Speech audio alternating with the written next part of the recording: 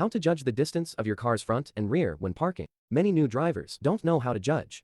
Today, I'll teach you how to judge your car's front and rear distance, full of practical tips, like and say first. When you need to park, how do you judge the front distance?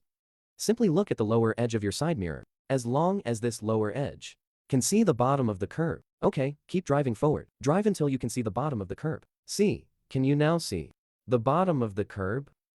At this point, you can stop. Because at this point, your car's front is about 30 centimeters from the curb. Okay, now I'll get out and check if it's about 30 centimeters.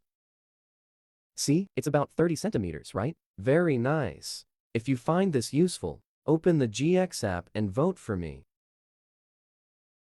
When stopping at a traffic light, how do you judge the distance to the stop line? Simply look at the lower edge of your side mirror. As long as this lower edge can see the stop line. See, can you see the stop line now?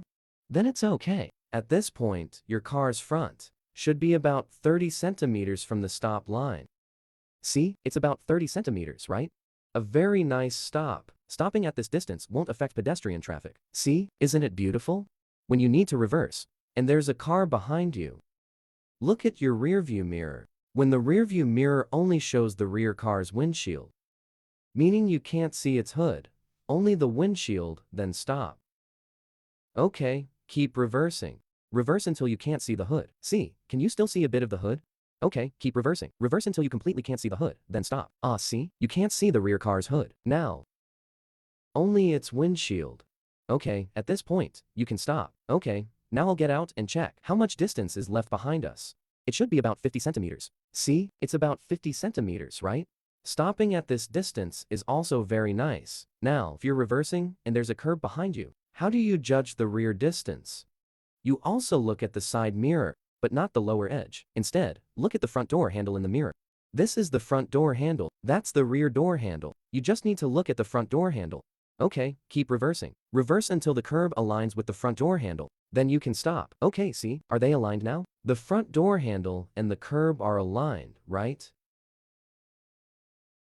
Okay, at this point, you can stop. Because at this point, the distance behind your car should also be about 30 centimeters. Okay, now I'll get out and check.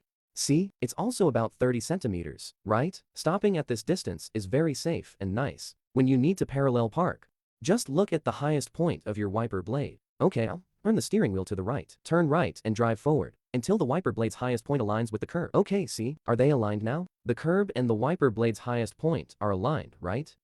Okay, at this point, straighten your steering wheel, then turn it slightly to the right again, and keep the wiper blade's highest point moving along the curb. See, this is fine. Are you driving forward along the curb? See, right? If there's a car in front, stop when your hood aligns with the front car's tire. Then you can stop. Okay, now I'll get out and check how much distance is on our right.